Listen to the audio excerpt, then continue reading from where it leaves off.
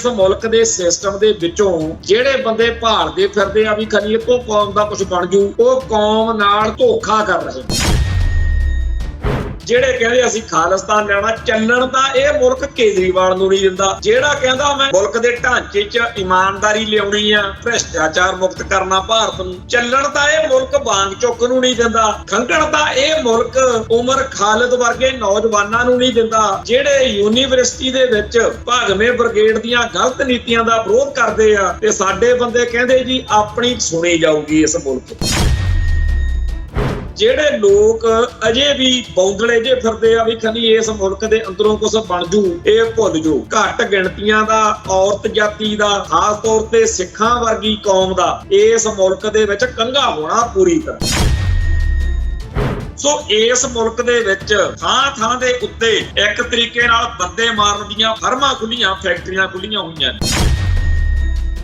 ਪਾਣੀ ਗੰਦੇ ਕੀਤੇ ਜਾ ਰਹੇ ਨੇ, ਆ ਗੰਦੇ ਨਾਲੇ ਦਾ ਰੌਲਾ ਪੈਂਦਾ ਸਾਡੇ ਲੁਧਿਆਣੇ। ਪੰਜਾਬ ਦੇ ਪਾਣੀ ਪਲੀਤ ਕੀਤੇ ਜਾ ਰਹੇ ਨੇ, ਲੁੱਟੇ ਜਾ ਰਹੇ ਨੇ, ਉਹ ਰੌਲਾ ਅੱਡ ਚੱਲਦਾ। ਸੋ ਇਸ ਮੁਲਕ ਦੇ ਢਾਂਚੇ ਦੇ ਵਿੱਚ, ਨਿਜ਼ਾਮ ਦੇ ਵਿੱਚ ਜਿਨ੍ਹਾਂ ਦੀ ਆਸਥਾ ਹੀ ਇਹੋ ਜਿਹੇ ਨਾਇਕਾਂ 'ਚ, ਮੈਂ ਤਾਂ ਹੈਰਾਨ ਹੁੰਦਾ ਬਈ ਮੂੰਹ ਤੇ ਮੱਖਣ ਮਲਿਆ ਕਹਿੰਦਾ ਮਈਆ ਮੇਰੀ ਮੈਂ ਨਹੀਂ ਉਹ ਮਾਖਣ ਖਾਇਓ।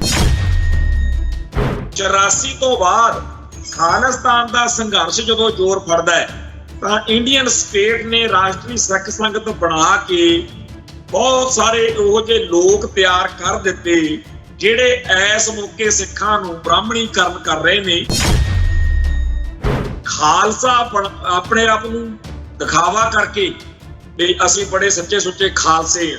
ਬਹੁਤ ਲੋਕ ਸਰਗਰਮ ਨੇ। ਨਿਸ਼ਾਨਾ ਕੀ ਆ? ਨਿਸ਼ਾਨਾ ਉਹੀ ਜਿਹੜਾ ਕੈਟਾਂ ਟੌਟਾਂ ਦਾ ਹੁੰਦਾ ਸੀ। ਖਾੜਕੂਆਂ ਦੇ ਭੇਸ ਵਿੱਚ ਲੋਕਾਂ ਤੋਂ ਇਹ ਕਹਾਉਣਾ ਕਿ ਖਾਲਿਸਤਾਨੀ ਮਾੜੇ ਹੁੰਦੇ ਆ, ਖਾੜਕੂ ਭੈੜੇ ਹੁੰਦੇ। ਤੋਂ ਸਾਨੂੰ ਉਹਨਾਂ ਗਦਾਰਾਂ ਦੀ ਪਰਖ ਹੋਣੀ ਚਾਹੀਦੀ ਆ ਜਿਹੜੇ ਸਾਡੇ ਧਰਮ ਦੇ, ਸਾਡੇ ਇਤਿਹਾਸ ਦੇ ਵੈਰੀ ਬਣ ਕੇ ਬ੍ਰਾਹਮਣਵਾਦ ਦੀਆਂ ਜੜ੍ਹਾਂ ਲਾ ਰਹੇ ਨੇ ਤੇ ਪੰਥਕ ਸੋਚ ਦਾ ਘਾਣ ਕਰ ਰਹੇ ਨੇ। TV 84 ਉੱਤੇ ਪ੍ਰੋਗਰਾਮ ਖਬਰ ਦੀ ਖਬਰ ਦੇਖ ਰਹੇ ਸਾਰੇ ਦਰਸ਼ਕਾਂ ਨੂੰ ਮੈਂ ਸਰਬਜੀਤ ਸਿੰਘ ਘੁਮਾਣ ਫਤਿਹ ਅੱਜ ਕਰਦਾ ਜੀ। ਵਾਹਿਗੁਰੂ ਜੀ ਕਾ ਖਾਲਸਾ, ਵਾਹਿਗੁਰੂ ਜੀ ਕੀ ਫਤਿਹ। ਪੰਜਾਬ ਦੇ ਵਿੱਚ ਪੰਚਾਇਤਾਂ ਦੀਆਂ ਚੋਣਾਂ ਨੇ ਤੇ ਭਾਰਤੀ ਨਿਜ਼ਾਮ ਦਾ ਪੂਰੀ ਤਰ੍ਹਾਂ ਜਲੂਸ ਨਿਕਲ ਰਿਹਾ। ਅੱਜ ਇਸ ਮਸਲੇ ਦੇ ਉੱਤੇ ਸਾਰੇ ਅਖਬਾਰ ਭਰੇ ਪਏ ਨੇ ਕਿ ਕਿਸੇ ਥਾਂ ਦੇ ਉੱਤੇ ਤਾਂ ਚੋਣਾਂ ਲੜਨ ਲਈ ਕਾਗਜ਼ ਭਰਨ ਵਾਲਿਆਂ ਦੇ ਉਹ ਛਿੱਤਰ ਫੇਰਿਆ ਕਿ ਆਮ ਆਦਮੀ ਪਾਰਟੀ ਨਾਲ ਜੇ ਸੰਬੰਧਤ ਹੋ ਤਾਂ ਕਾਗਜ਼ ਭਰਨ ਦਿਆਂਗੇ, ਜਿਹੜੇ ਲੋਕ ਦੂਜੇ ਦਲਾਂ ਨਾਲ ਸੰਬੰਧਤ ਨੇ ਉਹਨਾਂ ਦੇ ਕਾਗਜ਼ ਜਿਹੜੇ ਨੇ ਉਹ ਨਹੀਂ ਭਰਨ ਦਿੱਤੇ ਜਾਣਗੇ।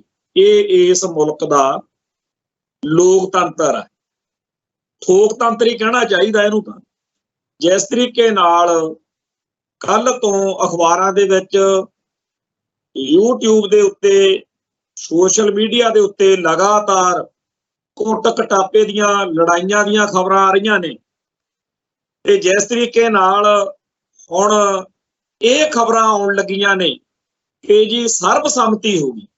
ਅਸਲ ਵਿੱਚ ਸਰਬਸੰਮਤੀ ਨਹੀਂ, ਇਹ ਵਿਰੋਧੀ ਜਿਹੜੇ ਸ਼ਰੀਫ ਤੇ ਸਾਊ ਹੋਣਗੇ ਜਿੱਥੇ, ਜਾਂ ਡਰਦੇ ਹੋਣਗੇ ਵੀ ਕੋਈ ਮੁਕੱਦਮਾ ਦਰਜ ਕਰਾਉਣਗੇ ਜਾਂ ਕੋਈ ਹੋਰ ਆ, ਉਹ ਡਰਦੇ ਵਿਚਾਰੇ ਕਹਿੰਦੇ ਆ ਵੀ ਆਪਾਂ ਚੋਣ ਲੜਦੇ ਨੀਗੇ ਜੀ, ਤੇ ਫਿਰ ਇਉਂ ਕਿਹਾ ਜਾ ਰਿਹਾ ਕਿ ਸਰਬਸੰਮਤੀ ਹੋ। ਤੇ ਇਵੇਂ ਹੀ ਇੱਕ ਹੋਰ ਸਰਬਸੰਮਤੀ ਨਿਕਲੀ ਆ ਬਈ ਪੈਸਾ ਖਰਚੋ ਤੇ ਸਰਪੰਚ ਬਣ ਜਾਓ। ਹੁਣ ਜਿਹੜੀ ਸਰਪੰਚ ਦੀ ਪੋਸਟ ਹੈ, ਇਹ ਅਹੁਦਾ ਹੈ, ਇਹਦੇ ਕੋਈ ਅਰਬਾਂ ਖਰਬਾਂ ਰੁਪਈਏ ਤਾਂ ਕਮਾਏ ਨਹੀਂ ਜਾਣੇ। ਕਿਹੜੇ ਲੋਕ ਨੇ ਫਿਰ ਜਿਹੜੇ ਕਰੋੜਾਂ ਰੁਪਈਏ ਖਰਚ ਕੇ ਸਰਪੰਚੀ ਜਿਹੜੀ ਆ ਉਹ ਲੈਣੇ ਚਾਹੁੰਦੇ ਨੇ? ਕਿਉਂ ਲੈਣੀ ਚਾਹੁੰਦੇ ਆ? ਕਿ ਗੱਡੀ ਤੇ ਜਾਂ ਘਰ ਦੇ ਬਾਹਰ ਸਰਪੰਚ ਲਿਖਣ ਦੇ ਨਾਲ ਕੋਈ ਬਹੁਤ ਵੱਡੀ ਗੱਲ ਬਣ ਜਾਂਦੀ? ਆਖਰ ਕੀ ਇਹ ਸਿਸਟਮ ਹੈ? ਜਦੋਂ ਇਸ ਸਾਰੇ ਵਰਤਾਰੇ ਨੂੰ ਕੋਈ ਬੰਦਾ ਸਮਝ ਲੂ, ਉਹ ਮੱਥੇ ਤੇ ਹੱਥ ਮਾਰੂਗਾ ਵੀ ਐਸ ਲੋਕਤੰਤਰ ਦੇ ਸੋਹਲੇ ਗਾਏ ਜਾਂਦੇ ਨੇ। ਸੋ ਜਿਹੜਾ ਅੱਜ ਦੇ ਪੰਜਾਬੀ ਟ੍ਰਿਬਿਊਨ ਅਖਬਾਰ ਦੇ ਉੱਤੇ ਐਡੀਟੋਰੀਅਲ ਛਪਿਆ ਕਿ ਚੋਣਾਂ ਤੋਂ ਉੱਠ ਰਿਹਾ ਭਰੋਸਾ, ਸਾਡਾ ਤਾਂ ਬੜੇ ਚਿਰ ਦਾ ਉੱਠਿਆ ਹੋਇਆ, ਸਾਡਾ ਤਾਂ ਸਾਰੇ ਨਿਜ਼ਾਮ ਤੋਂ ਹੀ ਉੱਠਿਆ ਹੋਇਆ। ਸੋ ਗੁਰਦਾਸਪੁਰ ਜ਼ਿਲ੍ਹੇ ਦੇ ਪਿੰਡ ਹਰਦੋਵਾਲ ਕਲਾਂ ਵਿੱਚ ਸਰਪੰਚ ਦੇ ਅਹੁਦੇ ਲਈ ਲਾਈ ਗਈ ਬੋਲੀ ਲੋਕ ਰਾਜੀ ਅਸੂਲਾਂ ਦੀ ਅਜਿਹੀ ਘੋਰ ਉਲੰਘਣਾ ਹੈ ਜਿਸ ਨੇ ਚੋਣ ਪ੍ਰਕਿਰਿਆ ਤੇ ਇਹ ਸਵਾਲੀਆ ਨਿਸ਼ਾਨ ਲਗਾ ਦਿੱਤਾ ਹੈ ਕਿ ਹੁਣ ਇਹ ਧਨਾਡਾ ਦੀ ਖੇਡ ਬਣ ਕੇ ਰਹਿ ਗਈ ਹੈ। ਸਰਪੰਚੀ ਲਈ ਦਾਅਵੇਦਾਰ ਇੱਕ ਵਿਅਕਤੀ ਨੇ 2 ਕਰੋੜ ਰੁਪਏ ਦੀ ਬੋਲੀ ਦੇ ਕੇ ਇਸ ਜਮਹੂਰੀ ਪ੍ਰਕਿਰਿਆ ਦਾ ਮਖੌਲ ਬਣਾ ਦਿੱਤਾ ਹੈ। ਹੋਣਾ ਤਾਂ ਇਹ ਚਾਹੀਦਾ ਸੀ ਕਿ ਪਿੰਡ ਦੀ ਲੀਡਰਸ਼ਿਪ ਦਾਅਵੇਦਾਰਾਂ ਦੀ ਲਿਆਕਤ ਅਤੇ ਲੋਕਾਂ ਦੀ ਮਰਜ਼ੀ ਨਾਲ ਚੁਣੀ ਜਾਂਦੀ, ਨਾ ਕਿ ਧਨ ਦੇ ਜ਼ੋਰ ਤੇ। ਸਰਪੰਚੀ ਲਈ ਪੈਸਿਆਂ ਦੀ ਬੋਲੀ ਦੇਣ ਦੀ ਇਹ ਕੋਈ ਬਿੱਕੋ ਲਿਤਰੀ ਘਟਨਾ ਨਹੀਂ ਹੈ, ਸਗੋਂ ਮੁਕਤਸਰ ਸਾਹਿਬ, ਬਠਿੰਡਾ ਤੇ ਕੁਝ ਹੋਰ ਪਿੰਡਾਂ ਵਿੱਚ ਵੀ ਇਹ ਰੁਝਾਨ ਦੇਖਣ ਨੂੰ ਮਿਲਿਆ ਹੈ, ਜਿੱਥੇ ਸਰਪੰਚ ਦੇ ਅਹੁਦੇ ਲਈ 35 ਲੱਖ ਤੱਕ ਗੱਲ ਪਹੁੰਚ ਗਈ ਹੈ। ਸੋ ਇਹ ਜਿਹੜਾ ਸਾਰੀ ਲੰਬੀ ਚੌੜੀ ਗੱਲ ਅਖਬਾਰ ਨੇ ਲਿਖੀ ਆ, ਆਪਾਂ ਮੋਟੇ ਜਿਹੇ ਹਿਸਾਬ ਨਾਲ ਆ ਜਾਈਏ ਵੀ ਜੇਕਰ ਸਭ ਤੋਂ ਹੇਠਲੀ ਇਕਾਈ ਆ ਜਿਹੜੀ ਲੋਕਤੰਤਰ ਦੇ ਵਿੱਚ ਪੰਚਾਇਤ, ਜੇ ਪੰਚਾਇਤ ਲਈ ਸਰਪੰਚ ਲਈ ਲੋਕੀ 2-2 ਕਰੋੜ ਰੁਪਈਆ ਖਰਚਦੇ ਆ, ਤਾਂ ਅਰਬਾਂ ਰੁਪਈਏ ਖਰਚ ਕੇ ਲੋਕ ਪ੍ਰਧਾਨ ਮੰਤਰੀ ਵੀ ਬਣ ਰਹੇ ਆ ਇਸ ਮੁਲਕ 'ਚ। ਆ ਜਿਹੜੇ ਅੰਬਾਨੀ, ਅਡਾਨੀ ਤੇ ਹੋਰ ਜਿਹੜੀਆਂ ਮਲਟੀਨੈਸ਼ਨਲ ਕੰਪਨੀਆਂ ਨੇ, ਉਹ ਪਹਿਲਾਂ ਇੱਕ ਪੂਰਾ ਬਜਟ ਰੱਖਦੀਆਂ ਨੇ ਕਿ ਫਲਾਨੀ ਪਾਰਟੀ ਦੇ MP ਇੰਨੇ ਜਿਤਾਵਾਂਗੇ, ਉਹ ਜਿੱਤੇ ਹੋਏ MP ਫਲਾਨੇ ਨੂੰ ਪ੍ਰਧਾਨ ਮੰਤਰੀ ਬਣਾਉਣਗੇ ਤੇ ਉਸ ਪ੍ਰਧਾਨ ਮੰਤਰੀ ਤੋਂ ਤੇ ਉਸ ਸਰਕਾਰ ਤੋਂ ਆਪਾਂ ਫੈਸਲੇ ਕਰਾਵਾਂਗੇ।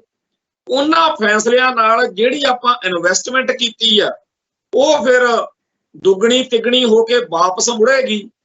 ਤੇ ਇਸ ਤਰੀਕੇ ਨਾਲ ਇਸ ਮੁਲਕ ਦਾ ਢਾਂਚਾ, ਇਸ ਮੁਲਕ ਦਾ ਨਿਜ਼ਾਮ ਜਿਹੜਾ ਹੈ ਉਹ ਚੱਲ ਰਿਹਾ ਜੀ। ਸੋ ਜਿਹੜੇ ਲੋਕ ਇਸ ਮੁਲਕ ਦੇ ਸਿਸਟਮ ਦੇ ਗੁਣ ਗਾਉਂਦੇ ਹੁੰਦੇ ਆ, ਉਹ ਦੱਸਣ ਕਿ ਭਾਈ ਜਿਹੜੇ ਧਨਾੜ ਅਮੀਰ ਤੇ ਵੱਡੇ ਲੋਕ ਨੇ, ਜਦੋਂ ਉਹਨਾਂ ਦੇ ਹੱਥ 'ਚ ਆ ਸਾਰੀ ਗੱਲ ਕਿ ਪੈਸਾ ਉਹ ਹਰ ਵਾਰੀ ਚੋਣਾਂ ਮੌਕੇ ਖਰਚਦੇ ਨੇ ਤੇ ਗੱਲ ਬਣਾਉਂਦੇ। ਹੁਣ ਇਹਦੇ ਨਾਲ ਇੱਕ ਗੱਲ ਹੋਰ ਜੁੜ ਗਈ ਆ ਜਿਹੜੀ ਪਿਛਲੇ 25-30 ਸਾਲ ਦੇ ਵਿੱਚ ਹੌਲੀ ਹੌਲੀ ਵੱਡੀ ਹੁੰਦੀ ਗਈ, ਜਿਹਨੂੰ ਆਪਾਂ ਗੋਦੀ ਮੀਡੀਆ ਕਹਿੰਦੇ।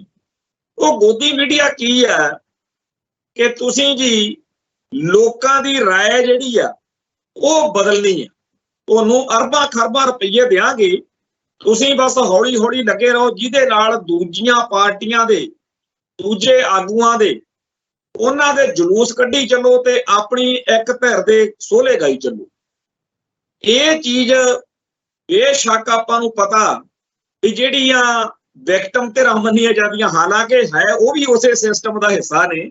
ਜਦੋਂ ਉਹਨਾਂ ਦੇ ਹੱਥ 'ਚ ਤਾਕਤ ਆ ਜੇ, ਅੱਜ ਮਤਲਬ BJP ਦਾ ਗੋਦੀ ਮੀਡੀਆ ਚੱਲ ਰਿਹਾ, ਜੇ ਕਾਂਗਰਸ ਦੇ ਹੱਥ 'ਚ ਤਾਕਤ ਆਵੇ ਤਾਂ ਉਹਨੇ ਵੀ ਘੱਟ ਨਹੀਂ ਕਰਨੀ। ਐਮਰਜੈਂਸੀ ਮੌਕੇ ਉਹਨੇ ਵੀ, ਕਾਂਗਰਸ ਨੇ ਵੀ ਗੋਦੀ ਮੀਡੀਆ ਜਿਹੜਾ ਹੈ ਉਹ ਬਣਾਉਣ ਦੀ ਕੋਸ਼ਿਸ਼ ਕੀਤੀ ਸੀ।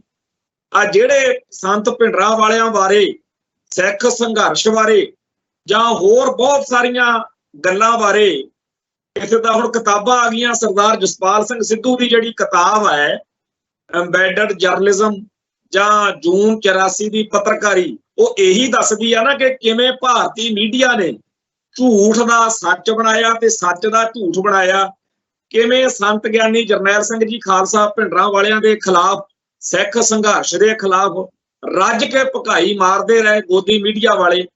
ਇੱਥੋਂ ਤੱਕ ਕਿ ਜਦੋਂ ਅੱਕ ਗਏ ਸਿੱਖ ਸੰਘਰਸ਼ ਨੂੰ ਸਮਰਪਿਤ ਗੁਰੂ ਪਿਆਰੇ ਖਾਲਿਸਤਾਨੀ ਸੂਰਮੇ, ਉਹਨਾਂ ਫਿਰ ਖਾੜਕੂਆਂ ਨੇ ਇਸ ਮੀਡੀਆ ਨੂੰ ਕੋਡ ਆਫ ਕੰਡਕਟ ਵੀ ਤੁਸੀਂ ਆਹ ਲਿਖੋਗੇ, ਆਹ ਨਹੀਂ ਲਿਖੋਗੇ, ਆਹ ਕਰੋਗੇ, ਉਹ ਨਹੀਂ ਕਰੋਗੇ।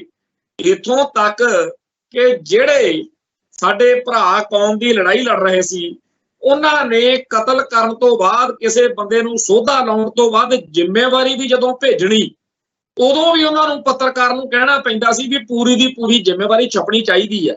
ਹਾਲਾਂਕਿ ਜਦੋਂ ਕਿਸੇ ਬੰਦੇ ਦੇ ਉੱਤੇ ਸਧਾਰਨ ਜ਼ਿੰਦਗੀ ਦੇ ਦੇਖੀਏ, ਕਾਨੂੰਨ ਅਨੁਸਾਰ ਦੇਖੀਏ, ਤੇ ਜੇਕਰ ਕੋਈ ਬੰਦਾ ਆਪਦੀ ਕਤਲ ਦੀ ਕਿਸੇ ਦੀ ਜ਼ਿੰਮੇਵਾਰੀ ਲਵੇ ਤਾਂ ਉਹਨੂੰ ਆਮ ਤੌਰ ਤੇ ਕਾਨੂੰਨ ਅਨੁਸਾਰ ਤਾਂ ਫਿਰ ਉਹਦੇ ਲਈ ਖਤਰਾ ਹੀ ਆ ਵੀ ਉਹਨੂੰ ਫਾਂਸੀ ਹੋ ਜੂ, ਉਹਨੂੰ ਮਾਰ ਦੇਣਗੇ ਜਾਂ ਜੋ ਵੀ ਕੁਛ ਹੈ।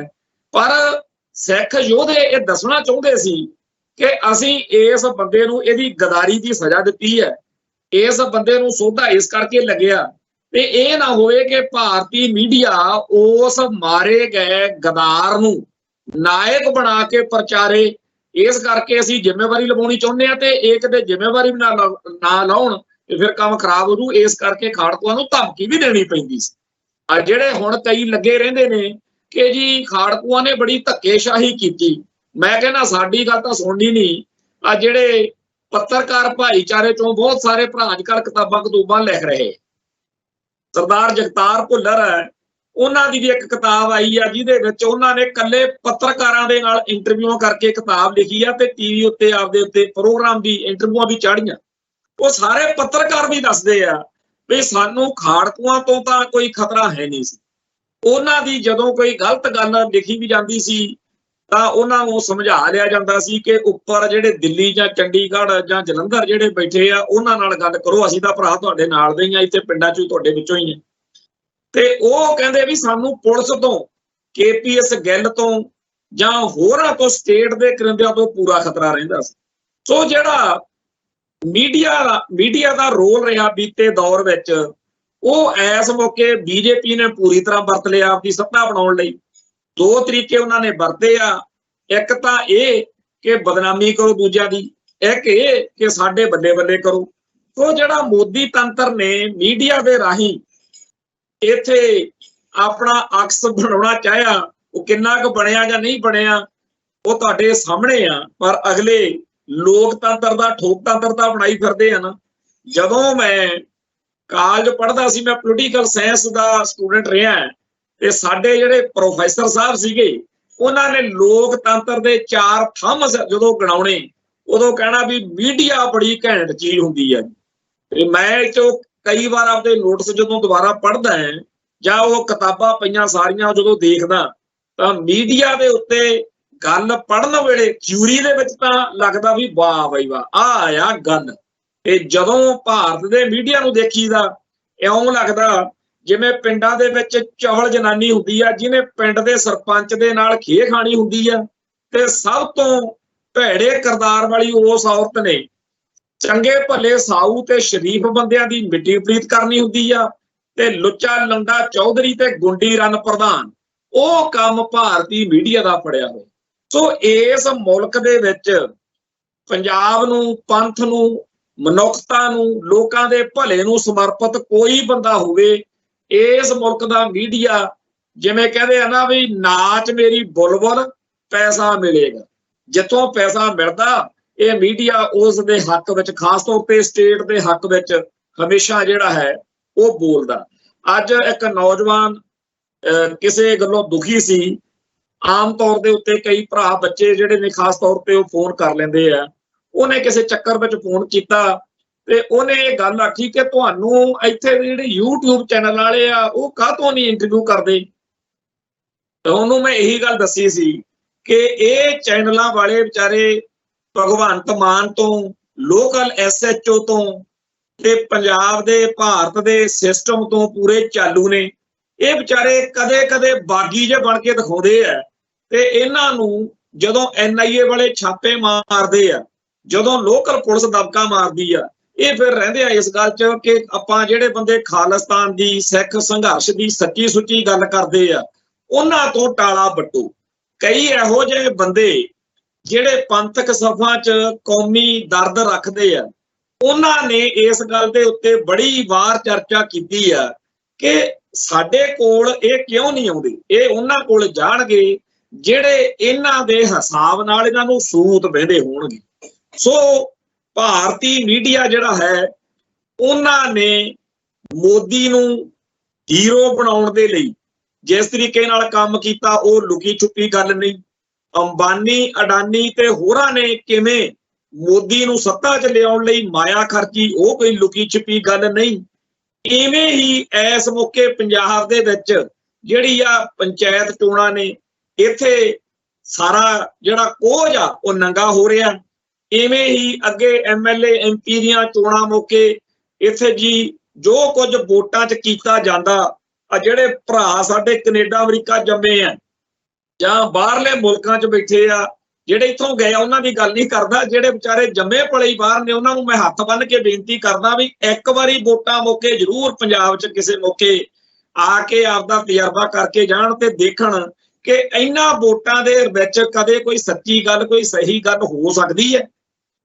ਜੋ ਗੰਦ ਪਹਿਲਾਂ ਇਹਨਾਂ ਵੋਟਾਂ 'ਚ ਪੈਂਦਾ, ਪੰਜਾਬ ਦੀਆਂ ਵੋਟਾਂ 'ਚ, ਭਾਰਤੀ ਵੋਟਾਂ ਦੇ ਵਿੱਚ, ਉਹਦੇ 'ਚ ਕੋਈ ਸੱਚਾ ਸਹੀ ਸੋਚ ਵਾਲਾ ਬੰਦਾ ਕਿਵੇਂ ਜਿੱਤ ਸਕਦਾ? ਸੰਤ ਗਿਆਨੀ ਜਰਨੈਲ ਸਿੰਘ ਜੀ ਖਾਲਸਾ ਭਿੰਡਰਾਂਵਾਲੇ 1979 ਦੀਆਂ ਚੋਣਾਂ, ਉਹ ਵੀ ਸ਼੍ਰੋਮਣੀ ਕਮੇਟੀ ਦੀਆਂ, ਭਾਈ ਅਮਰੀਕ ਸਿੰਘ ਵਰਗਾ ਬੇਦਾਗ ਨੌਜਵਾਨ ਜਿਹੜਾ ਫੈਡਰੇਸ਼ਨ ਦਾ ਪ੍ਰਧਾਨ ਸੀ, ਜਿਹੜਾ ਸੰਤ ਗਿਆਨੀ ਕਰਤਾਰ ਸਿੰਘ ਜੀ ਖਾਲਸਾ ਜਿਨ੍ਹਾਂ ਨੂੰ ਚਲਦੀ ਫਿਰਦੀ ਯੂਨੀਵਰਸਿਟੀ ਕਿਹਾ ਜਾਂਦਾ, ਟਕਸਾਲ ਦੇ ਮਹਾਪੁਰਸ਼ ਹੋਣ, ਉਹ ਚੋਣ ਲੜਾਉਣ ਤੇ ਉਹਨਾਂ ਦੇ ਮੁਕਾਬਲੇ ਦੇ ਉੱਤੇ ਬਾਦਲ ਦਲ ਵਾਲਿਆਂ ਨੇ, ਅਕਾਲੀਆਂ ਨੇ ਲਿਆ ਕੇ ਜੀਵਨ ਸਿੰਘ ਉਮਰਾ ਨੰਗਲ ਵਰਗਾ ਇੱਕ ਹਲਕਾ ਬੰਦਾ ਲਿਆ ਕੇ ਖੜਾ ਕਰਤਾ, ਜਿਹਨੇ ਇੰਨੀ ਨੀਚਤਾ, ਇੰਨੀ ਘਟੀਆ ਤਰੀਕੇ ਦੀ ਬਿਆਨਬਾਜ਼ੀ ਕੀਤੀ ਕਿ ਜੇਕਰ ਉਹਦਾ ਜਵਾਬ ਦੇਣ ਲੱਗ ਜਾਵੇ, ਜਿਵੇਂ ਕਹਿੰਦੇ ਹੁੰਦੇ ਆ ਨਾ ਕਈ ਨੀਚ ਬੰਦਿਆਂ ਨਾਲ ਲੜੋ ਨਾ, ਕਿਉਂਕਿ ਉਹ ਤੁਹਾਨੂੰ ਉਸ ਚੱਕੜ ਵਿੱਚ ਧੂ ਕੇ ਲੈ ਜਾਣਗੇ। ਸੂਰ ਜਿਹੜਾ ਸੂਰ ਆ ਨਾ, ਉਹ ਸੂਰ ਤੁਹਾਨੂੰ ਚੱਕੜ 'ਚ ਧੂ ਕੇ ਲੈ ਜੂ। ਸ਼ੇਰ ਦੀ ਲੜਾਈ ਹੋਰ ਤਰੀਕੇ ਨਾਲ ਹੁੰਦੀ ਆ। ਸੋ ਜਿਹਨੂੰ ਦੁਸ਼ਮਣ, ਜਿਹਨੂੰ ਵਿਰੋਧੀ ਚੱਜ ਹਲਦਾ ਮਿਲ ਜਾਵੇ, ਉਹ ਵੀ ਸ਼ੁਕਰ ਕਰਿਆ ਕਰੇ ਵਾਹਿਗੁਰੂ ਦਾ। ਇੱਥੇ ਸਾਡੇ ਭਾਈ ਅਮਰੀਕ ਸਿੰਘ ਨੂੰ, ਸੰਤ ਭਿੰਡਰਾਂਵਾਲਿਆਂ ਨੂੰ, ਫੈਡਰੇਸ਼ਨ ਨੂੰ, ਟਕਸਾਲ ਨੂੰ, ਸੱਚੀ ਸੁੱਚੀ ਪੰਥਕ ਸੋਚ ਨੂੰ ਉਮਰਾ ਨੰਗਲ ਵਰਗਾ ਇੱਕ ਟਕਰਾਤਾ। ਉਹ ਨੀਚਤਾ ਵਾਲੀਆਂ ਗੱਲਾਂ ਕਰੇ, ਕਵੇ ਜੀ ਇਹ ਜੀ ਭਿੰਡਰਾਂਵਾਲਾ ਹੀ ਬੜਾ ਗਰਮ ਹੋਇਆ ਫਿਰਦਾ ਸੀ, ਮੈਂ ਕਹਿੰਦਾ ਵੀ ਰਿਹਾ, ਪਰ ਇਹਨੇ ਉੱਥੇ ਕਾਰਤੂਸ ਪਾ ਕੇ ਬੰਦੂਕ ਵਿੱਚ ਭੇਜੇ ਤੇ ਉਹਨਾਂ ਨੇ ਜਾ ਕੇ ਹਮਲਾ ਕੀਤਾ ਨਰਕਧਾਰੀਆਂ ਤੇ। ਉਹਨਾਂ ਨੇ ਤਾਂ ਵਿਚਾਰਿਆਂ ਨੇ ਬਚਾਅ 'ਚ ਗੋਲੀ ਚਲਾਈ। ਇਹ ਇੰਟਰਵਿਊ ਲਾਲੇ ਜਗਤ ਨਰਾਇਣ ਨੇ ਆਪਦੇ ਅਖਬਾਰ 'ਚ ਛਾਪੀ ਤੇ ਉਹ ਇੰਟਰਵਿਊ ਦਾ ਹਿੱਸਾ ਮੀਡੀਆ ਦੇ ਰਾਹੀਂ ਉਸ ਅਖਬਾਰ ਦੇ ਉਹਨਾਂ ਟਾਈਮਾਂ ਦੇ ਵਿੱਚ ਇਹੋ ਜਿਹਾ ਹਾਲ ਹੀ ਸੀ ਤੇ ਉਹ ਸਾਰੀ ਇੰਟਰਵਿਊ, ਸਾਰਾ ਜਿਹੜਾ ਸਰਕਾਰੀ ਪੱਖ ਸੀ ਉਹਨੇ ਪੂਰੀ ਵਰਤੀ ਤੇ ਨਰਕਧਾਰੀ 64 ਦੇ 64 ਜਿਹੜੇ ਆ ਸਿੱਖਾਂ ਦੇ ਕਾਤਲ ਬਰੀ ਕੀਤੇ ਇਸ ਸਿਸਟਮ ਨੇ। ਸੋ ਜਿਹੜਾ ਪੰਥ ਨੂੰ, ਕੌਮ ਨੂੰ ਐਡਾ ਵੱਡਾ ਘਾਟਾ ਪਿਆ, ਜਿਹੜਾ ਆਪਾਂ ਉੱਥੇ 78 ਦੇ ਵਿੱਚ ਸਿੰਘ ਸ਼ਹੀਦ ਹੋਏ, ਉਪਰੰਤ ਉਹਨਾਂ ਨੂੰ ਬਰੀ, ਇਹ ਸਾਰਾ ਕੁਝ ਕਰਵਾਇਆ ਕਿਹਨੇ? ਆਹ ਸਿਆਸੀ ਭਲਵਾਨਾਂ ਨੇ, ਬਾਦਲ ਵਾਲਿਆਂ ਨੇ। ਉਮਰਾ ਨੰਗਲ ਦੇ ਇੱਕ ਸੀਟ ਜਿੱਤਣ ਲਈ ਇਹਨਾਂ ਨੇ ਭਾਈ ਅਮਰੀਕ ਸਿੰਘ ਨੂੰ ਹਰਾਉਣ ਲਈ ਜੋ ਕੁਝ ਕੀਤਾ, ਉਹਨੂੰ ਸਮਝੋ, ਉਹਨੂੰ ਪੜ੍ਹੋ। ਉਦੋਂ ਬਾਅਦ ਵਿੱਚ ਸੰਤ ਭਿੰਡਰਾਂਵਾਲੇ ਤੇ ਹੋਰ ਸਾਰੇ ਗੁਰਸਿੱਖ ਪਿਆਰੇ ਬੈਠ ਕੇ ਹੱਸੇ ਵੀ ਜੇ ਆਪਾਂ ਸ਼੍ਰੋਮਣੀ ਕਮੇਟੀ ਦੀ ਚੋਣ ਵੀ ਨਹੀਂ ਜਿੱਤ ਸਕਦੇ, ਜਿੰਨਾ ਗਰਕਿਆ ਹੋਇਆ ਇਹ ਮਹਿਕਮਾ, ਜਿੰਨਾ ਗਰਕਿਆ ਹੋਇਆ ਇੱਥੇ ਬੰਦਾ ਚੱਲਦਾ ਕੰਮ, ਇਹਦੇ 'ਚ ਆਪਾਂ ਕੀ ਕਰ ਸਕਦੇ? ਸੋ ਸੰਤ ਭਿੰਡਰਾਂਵਾਲਿਆਂ ਤੋਂ ਅੱਜ ਤੱਕ ਹਰ ਸੱਚਾ ਸੁੱਚਾ ਬੰਦਾ ਤਾਂ ਚੋਣਾਂ ਤੋਂ ਤੌਬਾ ਹੀ ਕਰਦਾ। ਇਸੇ ਕਰਕੇ 1985 'ਚ, 1991-92 'ਚ ਸਿੱਖਾਂ ਨੇ ਚੋਣਾਂ ਦਾ ਬਾਈਕਾਟ ਹੀ ਕਰਤਾ ਵੀ ਇਹ ਤੋਂ ਲੈਣਾ ਕੀ ਆ। ਹੁਣ ਜਿਹੜੇ ਭਰਾਵਾਂ ਨੂੰ ਲੱਗਦਾ ਕਿ ਇਹਦੇ ਵਿੱਚ ਸਭ ਕੁਝ ਆ, ਉਹ ਬੈਠੇ ਗਾਲਾਂ ਕੱਢੀ ਜਾਂਦੇ ਆ ਵੀ ਹਾਏ ਜੀ ਉਦੋਂ ਬਾਈਕਾਟ ਕਰਤਾ, ਨਹੀਂ ਤਾਂ ਬਸ ਖਾਲਿਸਤਾਨ ਬਣਿਆ ਪਿਆ ਸੀ। 92 ਜਿਵੇਂ ਹੁਣ ਜਿੱਤੇ ਆ, ਕਦੇ ਸੱਚੇ ਪਾਤਸ਼ਾਹ ਕਿਰਪਾ ਕਰਨ ਖਾਲਿਸਤਾਨੀ ਸੋਚ ਵਾਲੇ MLA 92 ਜਿੱਤ ਜਾਣ ਕਦੇ। ਕੰਮ ਤਾਂ ਸੌਖਾ ਹੀ ਆ, ਜੇ ਆ ਸਰਪੰਚੀ ਦੀਆਂ ਵੋਟਾਂ 'ਚ ਪੈਸਾ ਖਰਚ ਕੇ ਕੰਮ ਕੀਤਾ ਜਾ ਸਕਦਾ। ਛੱਡੋ ਸਾਰੇ ਕੰਮ, ਸਿੱਖੋ, ਮਾਇਆ ਇਕੱਠੀ ਕਰੋ ਅੰਬਾਨੀ ਅਡਾਨੀ ਹੁਣਾਂ ਵਾਂਗੂ। ਪੰਜਾਬ ਦੇ ਵਿੱਚ ਜਿਹੜੀਆਂ 90 ਸੀਟਾਂ ਦੇ ਉੱਤੇ ਪੈਸਾ ਖਰਚੋ ਤੇ ਆ ਚੋਣਾਂ ਜਿੱਤ ਕੇ ਇੱਕ ਵਾਰੀ ਫਿਰ ਮੁੱਖ ਮੰਤਰੀ ਆਪਦੀ ਪਸੰਦ ਦਾ ਖਾਲਿਸਤਾਨੀ ਬੰਦਾ ਬਣਾ ਲਓ ਤੇ 4-5 ਮਹੀਨਿਆਂ ਦੇ ਵਿੱਚ ਹੀ ਤੁਹਾਨੂੰ ਸਾਰਾ ਕੁਝ ਉਹ ਦੱਸ ਦੂ ਵੀ ਇਸ ਸਿਸਟਮ ਦੇ ਵਿੱਚ ਕੱਖ ਨਹੀਂ। ਜਿਹੜਾ ਤੁਸੀਂ ਭਾਲਦੇ ਹੋ ਕਿ ਇੱਥੇ ਜੀ ਅਸੈਂਬਲੀ 'ਚ ਖਾਲਿਸਤਾਨ ਦਾ ਮਤਾ ਪਾਸ ਹੋਣ ਸਾਰ ਕੜਕ ਦੇਣੇ ਖਾਲਿਸਤਾਨ ਬਣ ਜਾਣਾ, ਇਹੋ ਜਿਹੀਆਂ ਗੱਲਾਂ ਝੂਠੀਆਂ। ਇਹੋ ਜਿਹੇ ਮਤੇ ਯੂਨਾਨੀਮਸਲੀ ਸਰਬਸੰਮਤੀ ਨਾਲ, ਬਹੁਤ ਸੰਮਤੀ ਨਾਲ ਨਹੀਂ, ਮੁਕੰਮਲ ਸਰਬਸੰਮਤੀ ਨਾਲ ਕਸ਼ਮੀਰ ਦੀ ਅਸੈਂਬਲੀ 'ਚ ਪਾਸ ਹੋਏ ਸੀ ਤੇ ਅਗਲਿਆਂ ਨੇ ਸਾਰਾ ਕੁਝ ਸਵਾਹ ਕਰਕੇ ਉਹ ਮਾਰੇ। ਸੋ ਇਸ ਮੁਲਕ ਦੇ ਸਿਸਟਮ ਦੇ ਵਿੱਚੋਂ ਜਿਹੜੇ ਬੰਦੇ ਭਾਲਦੇ ਫਿਰਦੇ ਆ ਵੀ ਖਨੀ ਇਹ ਤੋਂ ਕੌਮ ਦਾ ਕੁਝ ਬਣ ਜੂ, ਉਹ ਕੌਮ ਨਾਲ ਧੋਖਾ ਕਰ ਰਹੇ। ਖੈਰ, ਅੱਜ ਇੱਕ ਹੋਰ ਇਹੋ ਜੀ ਖਬਰ ਜਿਹੜੀ ਟ੍ਰਿਬਿਊਨ ਦੀ ਸੰਪਾਦਕੀ ਵੀ ਬਣੀ ਆ, ਇੱਕ ਵਾਂਗ ਝੋਕਾ ਬੰਦਾ ਜੀ सोनम वांगचुक, आमिर खान की एक फिल्म आई सी 3 इडियट, वो जी 3 इडियट फिल्म सी उहदे राही मौजूदा जिहड़ा एजुकेशन सिस्टम है उहदे विगाड़ां दे उत्ते चोट मारी गई सी। दस्सिया गया सी कि मौजूदा जिहड़ा साडा एजुकेशनल सिस्टम है, विद्यक ढांचा, उहदे च कित्थे किवें ते की नुक्स, होर भी बहुत सारियां गल्लां सी जिहड़ियां सोनम वांगचुक ने आपदी जीवन विच आपदी जिंदगी विच उभारियां। उस सोनम वांगचुक ने जो कुछ कीता उहनूं आधार बना के 3 इडियट फिल्म आ जिहड़ी वो बनाई गई। सो जिहड़ा सोनम वांगचुक है उस बंदे ने हुण आपदे मुल्क दे आपदे लोकां दे मसले तां चकणे ही ने। जेकर वो इन्ना घैंट आ भी उहदी जिंदगी ते फिल्मां बनदियां ने, इहदा मतलब अज किहड़ा वो मर गया, जिउंदे बंदे ने तां कुछ ना कुछ कर ही जाना।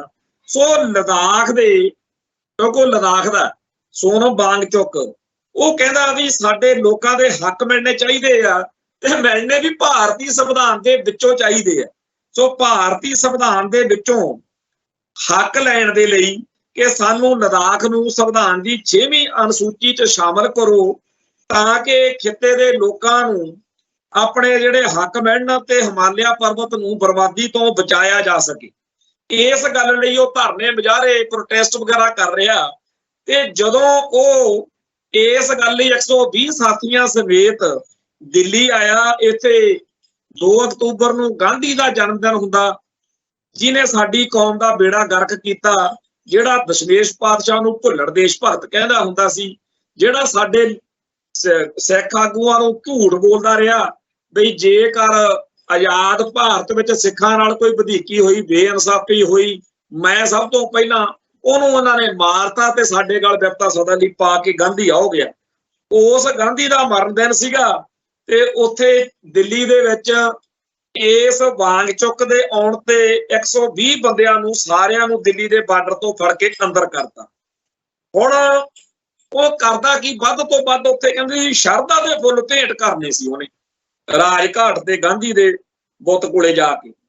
हुण जिहड़ा बंदा इस मुल्क दे सिस्टम नूं मनदा, सोनम वांगचुक ना तां संत भिंडरां वालियां वांगू ही आ, ना वो किसी होर इहो जे बागी तबीयत वाला, वो तो इस ढांचे का इस मुल्क का हिस्सा। ते अगलियां ने पिछले कई सालों तो उहदा रंडी रोना चलदा, जदों जी करदा उहनूं धेड़ दिंदे आ फड़ के। ते वो वांगचुक दा इस मौके अखबारां च मीडिया च चर्चा हो रहा कि किवें इंडियन सिस्टम उहदी धू घड़ीस कर रहा, और इहो जही धू घड़ीस केजरीवाल की भी चल रही है। केजरीवाल कहता मैं मुल्क नूं भ्रिष्टाचार रहत बनाउणा, पता नहीं कदों बनाउणा किवें बनाउणा, पर इस मौके उहदी पार्टी जिथे जिथे उहदे हत्थ च ताकत आई है, चाहे दिल्ली च ते चाहे पंजाब च, उत्थे तां उही सारा कुछ चल रहा जिहड़ा बाकी पार्टियां दे राज भाग च चलदा हुंदा। ते जिस तरीके नाल केजरीवाल नूं धोया जांदा है, जिवें उहनूं जलील कीता जांदा, ते संत भिंडरां वालियां दे जां सिख संघर्ष दे झंडा बरदार ਜਿਹੜੇ ਕਹਿੰਦੇ ਅਸੀਂ ਖਾਲਿਸਤਾਨ ਲੈਣਾ, ਚੱਲਣ ਤਾਂ ਇਹ ਮੁਲਕ ਕੇਜਰੀਵਾਲ ਨੂੰ ਨਹੀਂ ਦਿੰਦਾ। ਜਿਹੜਾ ਕਹਿੰਦਾ ਮੈਂ ਇਸ ਮੁਲਕ ਦੇ ਢਾਂਚੇ 'ਚ ਇਮਾਨਦਾਰੀ ਲਿਆਉਣੀ ਆ, ਭ੍ਰਿਸ਼ਟਾਚਾਰ ਮੁਕਤ ਕਰਨਾ ਭਾਰਤ ਨੂੰ, ਚੱਲਣ ਤਾਂ ਇਹ ਮੁਲਕ ਵਾਂਗਚੁਕ ਨੂੰ ਨਹੀਂ ਦਿੰਦਾ। ਖੰਘਣ ਤਾਂ ਇਹ ਮੁਲਕ ਉਮਰ ਖਾਲਿਦ ਵਰਗੇ ਨੌਜਵਾਨਾਂ ਨੂੰ ਨਹੀਂ ਦਿੰਦਾ, ਜਿਹੜੇ ਯੂਨੀਵਰਸਿਟੀ ਦੇ ਵਿੱਚ ਭਾਗਵੇਂ ਬ੍ਰਿਗੇਡ ਦੀਆਂ ਗਲਤ ਨੀਤੀਆਂ ਦਾ ਵਿਰੋਧ ਕਰਦੇ ਆ। ਤੇ ਸਾਡੇ ਬੰਦੇ ਕਹਿੰਦੇ ਜੀ ਆਪਣੀ ਸੁਣੀ ਜਾਊਗੀ ਇਸ ਮੁਲਕ 'ਚ। ਇਹ ਮੁਲਕ ਜਿਹੜਾ ਹੁਣ ਕਹਿੰਦਾ ਇੱਕ ਦੇਸ਼ ਤੇ ਇੱਕੋ ਹੀ ਚੋਣਾਂ, ਵੀ ਹੁਣ ਤਾਂ ਜੀ ਇੱਕੋ ਵਾਰੀ ਚੋਣਾਂ ਕਰਾ ਲਿਆ ਕਰਨੀਆਂ। ਆ ਜਿਵੇਂ ਸਰਪੰਚੀ ਵਾਲੀਆਂ ਚੋਣਾਂ 'ਚ ਗਿੱਦੜਕੁੱਟ ਹੋ ਰਹੀ ਆ, ਸਰਪੰਚੀ ਲੁੱਟੀ ਜਾ ਰਹੀ ਆ, ਜਿਵੇਂ ਮੁਲਕ ਦੇ ਢਾਂਚੇ ਵਿੱਚ ਅਗਲੇ ਸਰਕਾਰ ਬਣਾਈ ਬੈਠੇ ਆ ਮੋਦੀ ਹੁਣੀ, ਉਵੇਂ ਹੀ ਚੋਣਾਂ ਹੋਇਆ ਕਰਨਗੀਆਂ। ਛੱਤਰ ਦੱਬ ਕੇ ਫਿਰਿਆ ਕਰੂਗਾ, ਜਿਹਦੀ ਡਾਂਗ ਆ ਉਹਦੀ ਮੱਝ ਆ। ਸਰਪੰਚ ਵੀ ਉਹਨਾਂ ਦੇ ਬਣਿਆ ਕਰਨਗੇ, MLA ਵੀ ਉਹਨਾਂ ਦੇ ਬਣਿਆ ਕਰਨਗੇ, MP ਵੀ ਉਹਨਾਂ ਦੇ ਬਣਿਆ ਕਰਨਗੇ, ਨਗਰ ਪ੍ਰੀਸ਼ਦ, ਜ਼ਿਲ੍ਹਾ ਪ੍ਰੀਸ਼ਦ, ਸਾਰੀਆਂ ਚੋਣਾਂ ਇੱਕੋ ਵਾਰੀ ਹੋਇਆ ਕਰਨਗੀਆਂ। ਤੇ ਡਿਕਟੇਟਰਸ਼ਿਪ ਯਾਨੀ ਕਿ ਵੋਟਾਂ ਰਾਹੀਂ ਤਾਨਾਸ਼ਾਹ ਚੁਣਨ ਦੀ ਜਿਹੜੀ ਗੱਲ ਆ ਉਹ ਇਸ ਮੁਲਕ 'ਚ ਲਾਗੂ ਹੋਣ ਜਾ ਰਹੀ ਹੈ। ਦੁਰਫਿਟੇ ਮੂੰਹ ਉਸ ਢਾਂਚੇ ਦੇ, ਉਸ ਨਿਜ਼ਾਮ ਦੇ ਜਿਹੜਾ ਆਪਦੇ ਪੁਰਖਿਆਂ ਦੇ ਦਰਸਾਏ ਹੋਏ ਰਾਹ ਦੇ ਉਲਟ ਭੁਗਤ ਰਿਹਾ। 1947 ਮੌਕੇ ਜਿਹੜੇ ਵਾਅਦੇ ਇਸ ਮੁਲਕ ਦੇ ਹਾਕਮਾਂ ਨੇ, ਮਾਲਕਾਂ ਨੇ ਹੋਰਨਾਂ ਕੌਮਾਂ ਧਰਮਾਂ ਨਾਲ ਕੀਤੇ, ਉਹਨਾਂ ਨਾਲ ਤਾਂ ਕੀ ਇਹਨਾਂ ਨੇ ਨਿਭਣਾ। ਇਹ ਤਾਂ ਲੋਕਤੰਤਰ ਦੇ ਜਿਹੜਾ ਮੰਦਰ ਕਹਿੰਦੇ ਆ ਸੰਵਿਧਾਨ ਨੂੰ ਜਾਂ ਪਾਰਲੀਮੈਂਟ ਨੂੰ, ਉਹਦੀ ਕਿਸੇ ਰਵਾਇਤ ਨੂੰ, ਉਹਦੀ ਕਿਸੇ ਗੱਲ ਨੂੰ ਮੰਨਣ ਨੂੰ ਤਿਆਰ ਨਹੀਂ। ਸੋ ਜਿਹੜੇ ਲੋਕ ਅਜੇ ਵੀ ਬੌਂਦਲੇ ਜੇ ਫਿਰਦੇ ਆ ਵੀ ਖਨੀ ਇਸ ਮੁਲਕ ਦੇ ਅੰਦਰੋਂ ਕੁਝ ਬਣ ਜੂ, ਇਹ ਭੁੱਲ ਜੋ। ਘੱਟ ਗਿਣਤੀਆਂ ਦਾ, ਔਰਤ ਜਾਤੀ ਦਾ, ਖਾਸ ਤੌਰ ਤੇ ਸਿੱਖਾਂ ਵਰਗੀ ਕੌਮ ਦਾ ਇਸ ਮੁਲਕ ਦੇ ਵਿੱਚ ਕੰਘਾ ਹੋਣਾ ਪੂਰੀ ਤਰ੍ਹਾਂ। ਜੇ ਸਿੱਖਾਂ ਨੇ ਖਾਲਿਸਤਾਨ ਨਾ ਲਿਆ, ਆਉਣ ਵਾਲਾ ਸਮਾਂ ਬੜਾ ਬੇਰਹਿਮ ਤੇ ਬੜਾ ਬੇਕਿਰਕ ਸਾਬਤ ਹੋ ਰਿਹਾ। ਇਸ ਮੁਲਕ ਦੇ ਵਿੱਚ ਤੁਸੀਂ ਦੇਖੋ, ਆਪਾਂ ਕੱਲ ਗੱਲ ਕਰਦੇ ਸੀ ਜਿਹਦੀ ਕੋਠੀ ਦਾਣੇ ਉਹਦੇ ਕਮਲੇ ਵੀ ਸਿਆਣੇ, ਤੇ ਅਗਲਿਆਂ ਕੋਲੇ ਰਾਜ ਭਾਗ ਆਇਆ। ਅੱਜ ਪਤਾ ਨਹੀਂ ਕਿਹੜੇ ਸੂਬੇ 'ਚ ਕਹਿੰਦੇ ਗਾਂ ਨੂੰ ਰਾਸ਼ਟਰ ਮਾਤਾ ਦਾ ਪਤਾ ਨਹੀਂ ਦਰਜਾ ਦੇ ਦਿੱਤਾ, ਤੇ ਗਾਂ ਦੇ ਗੋਹੇ ਨੂੰ ਖਾਣ ਦੀਆਂ ਵੀਡੀਓ ਬਣਾ ਬਣਾ ਕੇ ਪਾ ਰਹੀ, ਪਲੇਟ ਦੇ ਵਿੱਚ ਰੱਖ ਕੇ, ਜਿਵੇਂ ਕੋਈ ਸਵੀਟ ਡਿਸ਼ ਹੁੰਦੀ ਆ। ਹੁਣ ਆਪਾਂ ਨੂੰ ਤਾਂ ਗੱਲ ਸੁਣ ਕੇ ਹੀ ਅਲਕਤ ਆਉਂਦੀ ਆ, ਖਾਧਾ ਪੀਤਾ ਬਾਹਰ ਨੂੰ ਆਉਂਦਾ, ਤੇ ਜਿਹੜੇ ਖਾਈ ਜਾਂਦੇ ਆ ਜੀ ਉਹਨਾਂ ਲੋਕਾਂ ਨਾਲ ਕੌਣ ਰਵੇ? ਕਿਹੜਾ ਸਿਆਣਾ, ਮਤਲਬ ਕੋਈ ਬੰਦਾ ਹੋਵੇ ਜਿਹਦੀ ਰਹਿਣੀ ਬਹਿਣੀ, ਜਿਹਦੀ ਕੂਣੀ ਬੋਲਣੀ, ਜਿਹਨੂੰ ਆਪਾਂ ਬਰਦਾਸ਼ਤ ਨਾ ਕਰ ਸਕਦੇ ਹੋਈਏ ਵੀ ਆਹ ਕੀ ਬਣਿਆ ਫਿਰਦਾ। ਆਪਾਂ ਨੱਕ ਬੁੱਲ ਵੱਟਦੇ ਆ, ਆਪਾਂ ਟਾਲਾ ਵਰਦੇ ਆ ਵੀ ਚਲੋ ਯਾਰ ਦੂਰ ਹੋ ਜਾਈਏ। ਤੇ ਇੱਥੇ ਇੱਕ ਪੂਰੀ ਦੀ ਪੂਰੀ ਕੌਮ ਜਿਹੜੀ ਹਰ ਤਰੀਕੇ ਦੀ ਗੰਦਗੀ ਦੀ ਹਮਾਇਤੀ ਆ, ਜਿਹਦੇ ਆਪ ਦੀਆਂ ਜਿਹੜੀਆਂ ਸਤਿਕਾਰਤ ਲਿਖਤਾਂ ਨੇ, ਜਿਨ੍ਹਾਂ ਨੂੰ ਕਹਿੰਦੇ ਆ ਸਾਡੇ ਬੜੇ ਹੀ ਸਤਿਕਾਰਤ ਗ੍ਰੰਥ ਨੇ, ਜਿਨ੍ਹਾਂ ਦੇ ਨਾਇਕਾਂ ਦੀਆਂ ਜ਼ਿੰਦਗੀਆਂ ਦੇ ਵਿੱਚ, ਜਿਨ੍ਹਾਂ ਦੇ ਫਿਲਮਾਂ, ਨਾਟਕਾਂ, ਡਰਾਮਿਆਂ ਦੇ ਵਿੱਚ, ਜਿਨ੍ਹਾਂ ਦੇ ਸਭ ਕੁਝ ਦੇ ਵਿੱਚ ਕੂੜ ਕਪਟ, ਛਲ ਕਪਟ, ਗੰਦਗੀ ਤੇ ਹਰ ਤਰੀਕੇ ਦੀ ਅਸ਼ਲੀਲਤਾ, ਅਸਭਿਅਕ, ਇਸ ਕੌਮ ਦੇ ਨਾਲ ਕਿਹੜਾ ਅਣਖ ਗੈਰਤ ਵਾਲਾ ਬੰਦਾ ਰਹਿ ਲੂ ਜੀ? ਹੁਣ ਦੱਸੋ। ਅਗਲੇ ਕਹਿੰਦੇ ਆ ਜੀ ਗਾਂ ਦਾ ਮੂਤ ਪੀਣਾ ਬੜੀ ਉੱਚੀ ਸੁੱਚੀ ਸੋਚ ਹੈ। ਹੁਣ ਕਹਿੰਦੇ ਜੀ ਗਾਂ ਦਾ ਗੋਹਾ ਖਾਣਾ ਬੜੀ ਵੱਡੀ ਗੱਲ। ਤੇ ਇਸ ਤਰੀਕੇ ਦੇ ਲੋਕਾਂ ਨਾਲ ਰਹਿਣ ਲਈ ਮਜਬੂਰ ਕੌਣ ਕਰਕੇ ਗਿਆ ਸਾਨੂੰ? 1947 ਮੌਕੇ ਵਾਲੀ ਸਾਡੀ ਲੀਡਰਸ਼ਿਪ। 1947 ਤੋਂ ਬਾਅਦ ਜਦੋਂ ਆਪਾਂ ਨੂੰ ਪਤਾ ਲੱਗ ਗਿਆ ਸੀ 1950 ਵਿੱਚ ਵੀ ਆਪਾਂ ਤਾਂ ਕਸੂਤੇ ਫਸ ਗਏ। ਜੇਕਰ ਅਕਲ ਵਾਲੇ ਹੁੰਦੇ ਸਾਡੇ ਲੀਡਰ, ਉਦੋਂ ਹੀ ਕਹਿ ਦਿੰਦੇ ਕਿ ਇਸ ਮੁਲਕ ਦੀਆਂ ਕਦੇ ਚੋਣਾਂ 'ਚ ਹਿੱਸਾ ਨਹੀਂ ਲੈਣਾ, ਸੰਵਿਧਾਨ ਨੂੰ ਮੰਨਣਾ ਨਹੀਂ, ਕਿ ਆਪਾਂ ਉਦੋਂ ਤੋਂ ਹੀ ਬਾਗੀ ਜਾਂ ਬਾਦਸ਼ਾਹ ਵਾਲੀ ਸਥਿਤੀ 'ਚ ਹੁੰਦੇ। ਤੇ ਜਿਹੜੇ ਬੰਦੇ ਸਿੱਖਾਂ ਦੇ ਜਾਂ ਪੰਜਾਬ ਦੇ ਚੋਣਾਂ ਲੜਦੇ, ਉਹਨਾਂ ਨੂੰ ਇੱਥੇ ਮੰਨਿਆ ਜਾਂਦਾ ਨਖਿੱਧ, ਨੀਚ ਤੇ ਘਟੀਆ। ਪਰ ਹੁਣ ਜਦੋਂ ਆਪਾਂ ਚੋਣਾਂ ਲੜ ਕੇ ਇੱਥੇ ਆ ਗਏ ਆ, ਅੱਜ ਜਦੋਂ ਕੋਈ ਕਹਿੰਦਾ ਵਾ ਵੀ ਇਸ ਮੁਲਕ ਦੇ ਅਧੀਨ ਹੋਣ ਵਾਲੀਆਂ ਚੋਣਾਂ ਲੜਨੀਆਂ ਗਲਤ ਨੇ, ਜੇ ਸਿੱਖਾਂ ਨੇ ਆਪਣੇ ਧਰਮ ਨੂੰ ਬਚਾਉਣਾ, ਖਾਲਿਸਤਾਨ ਲੈਣਾ, ਤਾਂ ਚੋਣਾਂ ਨਾ ਲੜੋ, ਤਾਂ ਸਾਨੂੰ ਤਾਂ ਪੈ ਗਈ ਆਦਤ। 1950 ਤੋਂ ਚੋਣਾਂ ਲੜ ਕੇ ਆਪਾਂ ਆਦੀ ਹੋ ਚੁੱਕੇ ਹਾਂ। ਜਦੋਂ ਆਪਾਂ ਇੱਕ ਗਲਤ ਟਰੈਕ ਤੇ ਚੜ ਚੁੱਕੇ ਹਾਂ, ਹੁਣ ਉਹਦੇ ਤੋਂ ਲਾਉਣਾ ਜਾਂ ਉਹਦੇ ਤੋਂ ਮੋੜਨਾ ਨਾਮੁਮਕਿਨ ਹੋਇਆ ਪਿਆ। ਸੋ ਇਸ ਮਾਹੌਲ ਦੇ ਵਿੱਚ, ਜਿੱਥੇ ਇਸ ਮੁਲਕ ਦੇ ਵਿੱਚ ਹਰ ਤਰੀਕੇ ਦੀ ਗੰਦਗੀ ਆ, ਧਾਰਮਿਕ ਖੇਤਰ ਵਿੱਚ ਆ ਪਿੱਛੇ ਜੇ ਰੌਲਾ ਪੈਂਦਾ ਸੀ, ਕੋਈ ਇਹਨਾਂ ਦਾ ਧਾਰਮਿਕ ਤੌਰ ਦੇ ਉੱਤੇ ਬਹੁਤ ਵੱਡੀ ਆਸਥਾ ਦਾ ਕੋਈ ਮੰਦਿਰ ਕੇਂਦਰ, ਉੱਥੇ ਜਿਹੜਾ ਵਰਤਿਆ ਜਾ ਰਿਹਾ ਘਿਓ, ਉਹਦੇ ਵਿੱਚ ਕਹਿੰਦੇ ਬਹੁਤ ਵੱਡੀ ਗੜਬੜ ਪਾਈ ਗਈ। ਉਸ ਜਦੋਂ ਆਪਦੇ ਧਰਮ ਦੇ, ਔਰ ਪਿੱਛੇ ਜੇ ਇੱਕ ਵਾਰੀ ਰੌਲਾ ਪਿਆ ਜੀ ਗਾਂ ਦੀ ਚਰਬੀ, ਪਸ਼ੂਆਂ ਦੀ ਚਰਬੀ ਜਿਹੜੀ ਆ ਉਹ ਘਿਓ 'ਚ, ਔਰ ਦੇਸੀ ਘਿਓ ਦੇ ਵਿੱਚ। ਅੱਜ ਇੱਥੇ ਸਾਡੇ ਅੰਮ੍ਰਿਤਸਰ ਤੋਂ ਵੀ ਅਜੀਤ ਨੇ ਖਬਰ ਛਾਪੀ ਆ ਵੀ ਜਿਹੜਾ ਇੱਥੇ ਗੁਰਦੁਆਰਾ ਸ਼ਹੀਦਾਂ ਹੈ ਅੰਮ੍ਰਿਤਸਰ ਸ਼ਹਿਰ ਦੇ ਵਿੱਚ, ਗੁਰਦੁਆਰਾ ਸ਼ਹੀਦਗੰਜ, ਇਹਦੇ ਬਾਹਰ ਬੜੀਆਂ ਲੋਕਾਂ ਨੇ ਇੱਥੇ ਰੇਹੜੀਆਂ ਫੜੀਆਂ ਲਾਈਆਂ, ਦੇਸੀ ਘਿਓ ਵਿਕਦਾ ਧੜੱਲੇ ਨਾਲ, ਤੇ ਬੜੀਆਂ ਜੋਤਾਂ ਜਾਤਾਂ ਜਗਦੀਆਂ ਅੰਦਰ। ਤੇ ਕਹਿੰਦੇ ਵੀ ਅੱਜ ਇੱਥੇ ਜਿਹੜਾ ਘਿਓ ਆ ਉਹ ਬਿਲਕੁਲ ਜਾਲੀ ਨਕਲੀ ਵਿਕ ਰਿਹਾ। ਹੁਣ ਜੇਕਰ ਕੱਲ ਕਲਾਂ ਨੂੰ ਇਹ ਖਬਰ ਆ ਜਾਵੇ ਕਿ ਜੋ ਦਰਬਾਰ ਸਾਹਿਬ ਦੇ ਵਿੱਚ ਦੇਸੀ ਘਿਓ ਜਿਹੜਾ ਟੈਂਡਰ ਲੈ ਕੇ ਸਾਨੂੰ ਮਿਲਦਾ ਹੈ, ਜਿਹੜਾ ਸਾਨੂੰ ਸਪਲਾਈ ਹੁੰਦਾ, ਜਿਹਦੇ ਨਾਲ ਗੁਰੂ ਘਰ ਦੇ ਵਿੱਚ ਦੇਗ ਬਣਦੀ ਆ, ਤੇ ਉਹ ਵੀ ਨਕਲੀ ਆ ਜਾਂ ਉਹਦੇ ਚ ਕੋਈ ਗਲਤ ਚੀਜ਼ ਪੈਂਦੀ ਆ, ਇਹ ਨਾ ਸਮਝੋ ਵੀ ਖਨੀ ਕੋਈ ਖਾਸ ਗੱਲ ਆ। ਇਸ ਮੁਲਕ 'ਚ ਆਮ ਗੱਲ, ਇਸ ਮੁਲਕ 'ਚ। ਸੋ ਇਸ ਮੁਲਕ ਦੇ ਵਿੱਚ ਜਿੱਥੇ ਹਰ ਰੋਜ਼ ਰੌਲਾ ਪੈਂਦਾ ਹੈ ਕਿ ਇੰਨੇ ਪਸ਼ੂ ਨੇ, ਇੰਨਾ ਕੁ ਦੁੱਧ ਵਾ, ਪਰ ਖਪਤ ਜਿਹੜੀ ਆ, ਲੋੜ ਜਿਹੜੀ ਆ, ਉਹ ਇੰਨੀ ਆ। ਸੋ ਜਿਸ ਮੁਲਕ ਦੇ ਵਿੱਚ ਸ਼ਰੇਆਮ ਪਤਾ ਵੀ ਸ਼ੈਂਪੂ ਤੇ ਕੁਝ ਹੋਰ ਚੀਜ਼ਾਂ ਰਲਾ ਕੇ ਨਿੱਤ ਵੀਡੀਓਜ਼ ਆਉਂਦੀਆਂ ਨੇ ਵੀ ਆਹ ਦੇਸੀ ਘਿਓ ਬਣਾਇਆ ਜਾ ਰਿਹਾ, ਦੇਸੀ ਆਪਣਾ ਜਿਹੜਾ ਦੁੱਧ ਵਾ ਉਹ ਬਣਾਇਆ ਜਾ ਰਿਹਾ, ਨਕਲੀ ਦੁੱਧ, ਨਕਲੀ ਘਿਓ, ਨਕਲੀ ਆਂਡੇ, ਨਕਲੀ ਚੌਲ, ਹਰ ਚੀਜ਼, ਔਰ ਘੋੜਿਆਂ ਦੀ ਲਿੱਦ ਮਸਾਲਿਆਂ 'ਚ ਪਾਈ ਜਾਂਦੇ ਆ, ਹਲਦੀ 'ਚ ਪਤਾ ਨਹੀਂ ਕੀ ਖੇਸਵਾ ਪਾਈ ਜਾਂਦੇ ਆ। ਇਸ ਮੁਲਕ ਦਾ ਪੂਰਾ ਢਾਂਚਾ ਉਹਨਾਂ ਸਾਰੇ ਇਹ ਕਰਤੂਤਾਂ ਕਰਨ ਵਾਲਿਆਂ ਦੀ ਹਮਾਇਤ ਵਿੱਚ ਖੜਾ।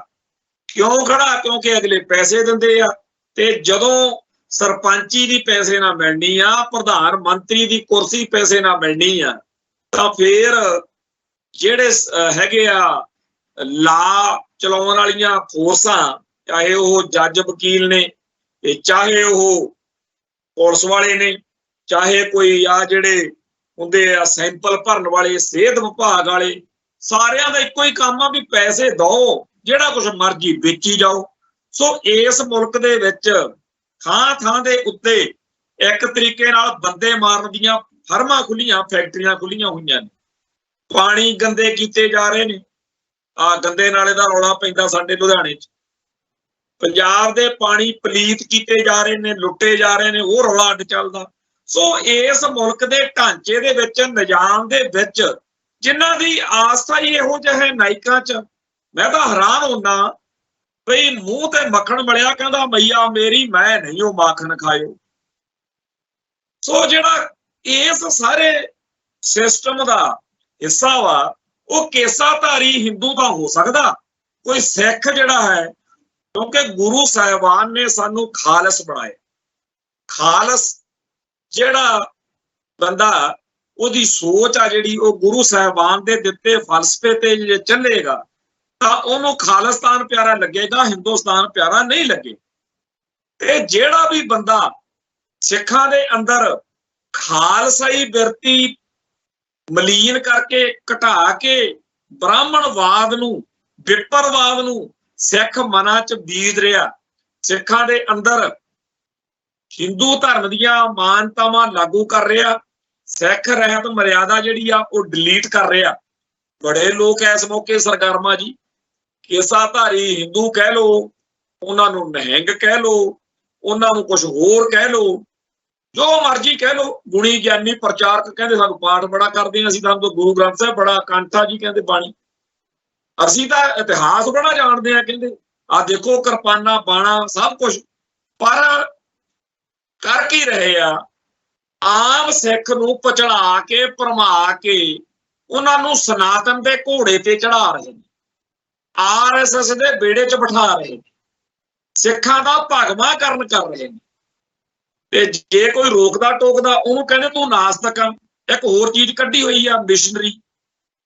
ਭਾਈ ਤਾਂ ਕੱਲ ਦੇ ਅਜੀਤ ਅਖਬਾਰ ਦੇ ਉੱਤੇ ਮਿਸ਼ਨਰੀ ਕਾਲਜਾਂ ਦਾ ਇੱਕ ਬੜਾ ਲੰਬਾ ਚੌੜਾ ਡਾਟਾ ਛਪਿਆ ਸੀ, ਔਰ ਇਹ ਆਪਾਂ ਨੂੰ ਚੇਤੇ ਰੱਖਣ ਦੀ ਲੋੜ ਹੈ ਕਿ ਜਦੋਂ ਨਨਕਾਣਾ ਸਾਹਿਬ ਦੇ ਵਿੱਚ ਨਰੈਣੂ ਮਹੰਤ ਤੋਂ ਗੁਰਦੁਆਰਾ ਸਾਹਿਬ ਆਜ਼ਾਦ ਕਰਵਾਇਆ, ਤਾਂ ਸ਼ਹੀਦਾਂ ਦੀ ਯਾਦ ਵਿੱਚ ਸ਼ਹੀਦ ਸਿੱਖ ਮਿਸ਼ਨਰੀ ਕਾਲਜ ਅੰਮ੍ਰਿਤਸਰ ਖੋਲਿਆ ਗਿਆ। ਉਸ ਤੋਂ ਬਾਅਦ 'ਚ ਬਹੁਤ ਸਾਰੇ ਥਾਵਾਂ ਦੇ ਉੱਤੇ ਸ਼੍ਰੋਮਣੀ ਕਮੇਟੀ ਨੇ ਹੋਰ ਵਿਦਿਅਕ ਅਦਾਰੇ ਖੋਲੇ, ਔਰ ਇਹ ਸਾਰੇ ਜਿਹੜੇ ਕਾਲਜ ਨੇ, ਇਹ ਵਿਦਿਅਕ ਅਦਾਰੇ ਨੇ, ਇਹ ਗੁਰੂ ਸਾਹਿਬਾਨ ਦੀ ਸੋਚ ਨੂੰ, ਮਿਸ਼ਨ ਨੂੰ ਅੱਗੇ ਤੋਰਨ ਲਈ ਯਤਨਸ਼ੀਲ ਹੈ। ਔਰ ਇਸ ਚੀਜ਼ ਦੇ ਉੱਤੇ ਇੱਕ ਹੋਰ ਚੀਜ਼ ਆ ਗਈ, ਲੁਧਿਆਣੇ ਦੇ ਵਿੱਚ ਕੂਚਾ ਨੰਬਰ 5 ਵਿੱਚ ਫੀਲਡਗੰਜ ਦੇ ਵਿੱਚ ਇੱਕ ਸਿੱਖ ਮਿਸ਼ਨਰੀ ਕਾਲਜ ਖੁੱਲਿਆ। ਉਹ ਵੀ ਜਿੱਥੋਂ ਤੱਕ ਸਾਡੇ ਸਾਹਮਣੇ ਆ, ਉਹ ਜਿਹੜੀ ਸਿੱਖ ਰਹਿਤ ਮਰਿਆਦਾ ਜਾਂ ਗੁਰੂ ਸਾਹਿਬਾਨ ਦਾ ਜੋ ਸਿੱਖ ਫਲਸਫੇ ਦਾ ਪ੍ਰਚਾਰ ਉਹ ਕਰਦੇ ਆ। ਇੱਕ ਪੰਜਾਬੀ ਬਾਗ ਜਵੱਦੀ ਲੁਧਿਆਣੇ ਦੇ ਵਿੱਚ ਘੱਗੇ ਹੋਣਾ ਨੇ, ਜਿੱਤੋਂ ਆ ਧੁੰਦੇ ਹੋਣੀ ਆ ਜਾਂ ਹੋਰ ਆ, ਇਹਨਾਂ ਨੇ ਕੁਛ ਜ਼ਿਆਦਾ ਹੀ ਤਿੱਖਾ ਤੱਤਾ ਕੰਮ ਕੀਤਾ ਹੈ, ਜਿਹਦੀ ਕਰਕੇ ਪੰਥ ਵਿੱਚ ਕਾਫੀ ਜ਼ਿਆਦਾ ਖਲਾਰਾ ਪਿਆ। ਇਹ ਮੰਨਣ ਵਾਲੀ ਗੱਲ ਆ। ਪਰ ਮਿਸ਼ਨਰੀ ਸ਼ਬਦ ਨਾਸਤਕ ਵਰਗਾ ਬਣਾ ਕੇ ਅੱਜ ਦੀ ਤਰੀਕ ਵਿੱਚ ਕੀਤਾ ਕੀ ਜਾ ਰਿਹਾ। ਜਿਹੜਾ ਬੰਦਾ ਇਹ ਕਹਿੰਦਾ ਦਿਖੇ ਕਿ ਇਹ ਗੁਰੂ ਗ੍ਰੰਥ ਸਾਹਿਬ ਨੂੰ ਗੁਰੂ ਮੰਨਣਾ ਚਾਹੀਦਾ, ਕਹਿੰਦੇ ਮਿਸ਼ਨਰੀ ਹੋਣਾ। ਜੇਕਰ ਕੋਈ ਕਹਿੰਦਾ ਮੈਂ ਗੁਰੂ ਗ੍ਰੰਥ ਸਾਹਿਬ ਨੂੰ ਗੁਰੂ ਮੰਨਦਾ, ਉਹ ਮਿਸ਼ਨਰੀ। ਜੇਕਰ ਕੋਈ ਕਹਿੰਦਾ ਵੀ ਸਿੱਖ ਰਹਿਤ ਮਰਿਆਦਾ ਦੇ ਉੱਤੇ ਪਹਿਰਾ ਦੇਣਾ ਚਾਹੀਦਾ ਅਕਾਲ ਤਖਤ ਸਾਹਿਬ ਵਾਲੀ ਤੇ, ਉਹ ਮਿਸ਼ਨਰੀ। ਜਿਹੜਾ ਕਹਿੰਦਾ ਸਿੱਖ ਇਤਿਹਾਸ ਅਤੇ ਸਿੱਖ ਫਲਸਫੇ ਦੇ ਵਿੱਚ ਜਿੱਥੇ ਜਿੱਥੇ ਬ੍ਰਾਹਮਣਵਾਦੀ ਗੱਲਾਂ ਨੇ ਉਹਨਾਂ ਨੂੰ ਦੂਰ ਕੀਤਾ ਜਾਵੇ, ਕਹਿੰਦੇ ਮਿਸ਼ਨਰੀ ਹੋਣਾ। ਭਾਈ ਇਹ ਕੀ ਹੋ ਰਿਹਾ? ਜੇ ਇਉਂ ਹੀ ਚੱਲਦਾ ਰਿਹਾ ਤਾਂ ਆਉਣ ਵਾਲੇ ਸਮੇਂ ਦੇ ਵਿੱਚ ਆਪਾਂ ਤਾਂ ਆਪ ਕਹਿਣ ਲੱਗ ਪਾਂਗੇ ਕਿ ਭਾਈ ਜੇਕਰ ਸਿੱਖਾਂ ਦੇ ਅੰਦਰ ਇੰਨਾ ਹਿੰਦੂਕਰਨ ਹੋ ਚੁੱਕਿਆ, ਭਗਵਾਂਕਰਨ ਹੋ ਚੁੱਕਿਆ, ਬ੍ਰਾਹਮਣੀਕਰਨ ਹੋ ਚੁੱਕਿਆ, ਆਪਾਂ ਖਾਲਿਸਤਾਨ ਬਣਾਉਣ ਤੋਂ ਬਾਅਦ 50 ਸਾਲ ਤਾਂ ਇਸੇ ਗੱਲ ਤੇ ਲੱਗਣਗੇ ਆਪਣੇ। ਸੋ ਅਸਲ ਗੱਲ ਇਹ ਆ ਕਿ 1984 ਤੋਂ ਬਾਅਦ ਖਾਲਿਸਤਾਨ ਦਾ ਸੰਘਰਸ਼ ਜਦੋਂ ਜ਼ੋਰ ਫੜਦਾ ਹੈ ਤਾਂ ਇੰਡੀਅਨ ਸਟੇਟ ਨੇ ਰਾਸ਼ਟਰੀ ਸਿੱਖ ਸੰਗਤ ਬਣਾ ਕੇ ਬਹੁਤ ਸਾਰੇ ਇਹੋ ਜਿਹੇ ਲੋਕ ਤਿਆਰ ਕਰ ਦਿੱਤੇ ਜਿਹੜੇ ਇਸ ਮੌਕੇ ਸਿੱਖਾਂ ਨੂੰ ਬ੍ਰਾਹਮਣੀਕਰਨ ਕਰ ਰਹੇ ਨੇ। ਔਰ ਇਹ ਲੋਕ ਬੜੀ ਸਫਾਈ ਨਾਲ ਸਿੱਖ ਜਗਤ ਦੇ ਅੰਦਰ ਕੰਡੇ ਬੀਜ ਰਹੇ ਨੇ ਖਾਲਿਸਤਾਨ ਦੇ ਏਜੰਡੇ ਨੂੰ ਮਲੀਨ ਕਰਨ ਲਈ। ਕਿ ਲੋਕ ਕਹਿਣ ਲੈ ਇਹ ਕੋਈ ਖਾਲਿਸਤਾਨੀ ਆ, ਜੇ ਖਾਲਿਸਤਾਨੀ ਇਹੋ ਜਿਹੇ ਹੁੰਦੇ ਆ ਤਾਂ ਆਪਾਂ ਖਾਲਿਸਤਾਨ ਦੇ ਖਿਲਾਫ। ਇਹੋ ਜਿਹੀਆਂ ਗੱਲਾਂ ਕਹਾਉਣ ਦੇ ਲਈ ਮਾਹੌਲ ਸਿਰਜਿਆ ਜਾ ਰਿਹਾ। ਖਾਲਿਸਤਾਨੀ ਬੁਰਕੇ ਵਿੱਚ, ਖਾਲਿਸਤਾਨੀ ਭੇਸ ਵਿੱਚ ਬਹੁਤ ਵੱਡੀ ਗਿਣਤੀ ਵਿੱਚ ਲੋਕ ਸਰਗਰਮ ਨੇ। ਖਾਲਸਾ ਆਪਣੇ ਆਪ ਨੂੰ ਦਿਖਾਵਾ ਕਰਕੇ ਵੀ ਅਸੀਂ ਬੜੇ ਸੱਚੇ ਸੁੱਚੇ ਖਾਲਸੇ ਆ, ਬਹੁਤ ਲੋਕ ਸਰਗਰਮ ਨੇ। ਨਿਸ਼ਾਨਾ ਕੀ ਆ? ਨਿਸ਼ਾਨਾ ਉਹੀ ਜਿਹੜਾ ਕੈਟਾਂ ਟੌਟਾਂ ਦਾ ਹੁੰਦਾ ਸੀ। ਖਾੜਕੂਆਂ ਦੇ ਭੇਸ ਵਿੱਚ ਲੋਕਾਂ ਤੋਂ ਇਹ ਕਹਾਉਣਾ ਕਿ ਖਾਲਿਸਤਾਨੀ ਮਾੜੇ ਹੁੰਦੇ ਆ, ਖਾੜਕੂ ਭੈੜੇ ਹੁੰਦੇ। ਉਹੀ ਕਰਤੂਤ ਇਸ ਮੌਕੇ ਪੂਰੇ ਜ਼ੋਰ ਨਾਲ ਸਮਾਜ ਵਿੱਚ ਕੀਤੀ ਜਾ ਰਹੀ ਆ, ਜਿਹਦੇ ਬਾਰੇ ਸਾਡੇ ਸਾਰੇ ਭੈਣ ਭਰਾਵਾਂ ਨੂੰ ਪਤਾ ਹੋਣਾ ਚਾਹੀਦਾ। ਇੱਕ ਪਾਸੇ ਇੰਡੀਅਨ ਸਟੇਟ ਸਿਸਟਮ ਹੈ ਜਿਹਦੇ ਔਗਣਾ ਘਾਟਾਂ ਕਮਜ਼ੋਰੀਆਂ ਧੱਕੇਸ਼ਾਹੀਆਂ ਕਰਕੇ ਕਰਤੂਤਾਂ ਕਰਕੇ ਆਪਾਂ ਕਹਿੰਦੇ ਆ ਕਿ ਆਪਾਂ ਇਸ ਮਾਹੌਲ ਵਿੱਚ ਨਾ ਖਾਲਸਾ ਪੰਥ ਬਚ ਸਕਦਾ ਹੈ ਤੇ ਨਾ ਹੀ ਆਪਣੀ ਕੌਮ ਦੇ ਹਿੱਤ ਹੱਕ ਬਚਣੇ ਆ। ਚਲੋ ਖਾਲਿਸਤਾਨ ਸਿਰਜੀ। ਦੂਜੇ ਪਾਸੇ ਦੁਸ਼ਮਣ ਸਾਡੇ ਨਾਲੋਂ ਵੀ ਪਹਿਲਾਂ ਸਰਗਰਮ ਹੋਇਆ ਫਿਰਦਾ ਕਿ ਖਾਲਸਿਆਂ ਨੂੰ ਖਾਲਸੇ ਰਹਿਣ ਹੀ ਨਹੀਂ ਦੇਣਾ, ਭਗਵਾਂਕਰਨ ਕਰ ਦੇਣਾ ਸਿੱਖਾਂ ਦਾ ਤੇ ਖਾਲਿਸਤਾਨ ਦੇ ਵੱਲ ਜਾਣ ਦੀ ਥਾਂ ਇਹਨਾਂ 'ਚ ਇਹੋ ਜਿਹੀ ਨਿਰਾਸ਼ਤਾ ਆਵੇ, ਇਹੋ ਜਿਹੀ ਬੇਦਿਲੀ ਆਵੇ, ਇਹੋ ਜਿਹਾ ਇਹਨਾਂ ਨੂੰ ਲੱਗੇ ਕਿ ਜੇ ਆਹ ਕੁਛ ਆ ਫਿਰ ਆਪਾਂ ਲੜ ਕੇ ਕੀ ਲੈਣਾ। ਇਹ ਦੁਸ਼ਮਣ ਦੀ ਚਾਲ ਆ, ਇਹਨੂੰ ਸਮਝਣ ਦੀ ਲੋੜ ਆ। ਸਾਡੇ ਆਲੇ ਦੁਆਲੇ ਦੇ ਵਿੱਚ ਅੱਖਾਂ ਖੋਲ ਕੇ ਜੇ ਦੇਖੀਏ ਬਹੁਤ ਸਾਰੀਆਂ ਚੀਜ਼ਾਂ ਦਿਖਣਗੀਆਂ, ਪਰ ਜੇਕਰ 30% ਚੀਜ਼ਾਂ ਅੱਖਾਂ ਖੋਲ ਕੇ ਦਿਖਦੀਆਂ, 70% ਚੀਜ਼ਾਂ ਅੱਖਾਂ ਬੰਦ ਕਰਕੇ ਅੰਦਰ ਜੇ ਵਿਚਾਰ ਕਰੀਏ ਆਪਾਂ ਨੂੰ ਸਮਝ ਲੱਗਦੀ ਆ ਕਿ ਆਹ ਗੱਲ, ਆਹ ਬੰਦਾ, ਆਹ ਪਲੇਟਫਾਰਮ ਤੋਂ, ਆਹ ਧਿਰ, ਆਹ ਜਥੇਬੰਦੀ, ਆਹ ਸੰਸਥਾ ਕਿਉਂ ਕਰ ਰਹੀ ਹੈ, ਇਹਦੇ ਅਰਥ ਕੀ ਬਣਦੇ ਆ। ਇਹ ਸਾਡੇ ਅੰਦਰ ਖਾਲਸਾ ਪੰਥ ਦੇ ਸੱਚੇ ਸੁੱਚੇ ਫਲਸਫੇ ਨੂੰ ਪੱਟ ਕੇ ਅੰਦਰ ਸਾਡੇ ਬੀਜਿਆ ਕੀ ਜਾ ਰਿਹਾ ਇਸ ਗੱਲ ਦੇ। ਤੋਂ ਸਾਨੂੰ ਉਹਨਾਂ ਗਦਾਰਾਂ ਦੀ ਪਰਖ ਹੋਣੀ ਚਾਹੀਦੀ ਆ ਜਿਹੜੇ ਸਾਡੇ ਧਰਮ ਦੇ, ਸਾਡੇ ਇਤਿਹਾਸ ਦੇ ਬੈਰੀ ਬਣ ਕੇ ਬ੍ਰਾਹਮਣਵਾਦ ਦੀਆਂ ਜੜ੍ਹਾਂ ਲਾ ਰਹੇ ਨੇ ਤੇ ਪੰਥਕ ਸੋਚ ਦਾ ਘਾਣ ਕਰ ਰਹੇ ਨੇ। ਪਰ ਇਹ ਗੱਲ ਚੇਤੇ ਰੱਖਣ ਵਾਲੀ ਆ ਕਿ ਬੜੀਆਂ ਸਾਜ਼ਿਸ਼ਾਂ, ਬੜੀਆਂ ਵਿਉਂਤਬੰਦੀਆਂ ਪਿਛਲੀਆਂ 5 ਸਦੀਆਂ ਤੋਂ ਸਿੱਖਾਂ ਤੇ ਸਿੱਖੀ ਦੇ ਖਿਲਾਫ ਚੱਲੀਆਂ, ਕੋਈ ਕਸਰ ਨਹੀਂ ਛੱਡੀ ਬੈਰੀਆਂ ਨੇ। ਪਰ ਜਦੋਂ ਵੀ ਖਾਲਸਾ ਪੰਥ ਦੀ ਹਨੇਰੀ ਤੂਫਾਨ ਬਣ ਕੇ ਉੱਠੀ ਇਹ ਸਾਰਾ ਗੰਦ ਮਿੰਟਾਂ 'ਚ ਹੁੰਝਿਆ ਗਿਆ। ਹੁਣ ਵੀ ਪਤਾ ਨਹੀਂ ਕਦੋਂ ਕਿਹੋ ਜਿਹੇ ਮਾਹੌਲ ਕਰਕੇ ਕੀ ਚੀਜ਼ ਇੱਥੇ ਬਣਨੀ ਹੈ ਤੇ ਸਕਿੰਟਾਂ ਦੇ ਵਿੱਚ ਹੀ ਸਾਰਾ ਕੁਝ ਠੀਕ ਹੋ ਜਾਣਾ। ਸੋ ਸਾਨੂੰ ਗੁਰੂ ਸਾਹਿਬ ਤੇ ਭਰੋਸਾ, ਸਾਨੂੰ ਸਾਡੇ ਇਤਿਹਾਸ ਉੱਤੇ ਭਰੋਸਾ, ਸਾਨੂੰ ਸਾਡੇ ਫਲਸਫੇ ਉੱਤੇ ਭਰੋਸਾ। ਸਾਨੂੰ ਉਹਨਾਂ ਲੋਕਾਂ ਦੀ ਲੋੜ ਨਹੀਂ ਜਿਹੜੇ ਬੜੇ ਮਹਾਨ ਤੇ ਵੱਡੇ ਬਣੇ ਹੋਏ ਨੇ ਤੇ ਜਿਹੜੇ ਕਹਿੰਦੇ ਆ ਕਿ ਸਾਡੇ ਨਾਲੋਂ ਗੁਣੀ ਗਿਆਨੀ ਕੋਈ ਨਹੀਂ, ਪਰ ਜਿਹੜੇ ਆਪਦੀ ਹਰ ਹਰਕਤ ਹਿੰਦੂਇਜ਼ਮ ਦੇ ਹੱਕ 'ਚ ਤੇ ਹਿੰਦੁਸਤਾਨ ਦੇ ਹੱਕ 'ਚ ਭੁਗਤਾ ਰਹੇ ਨੇ।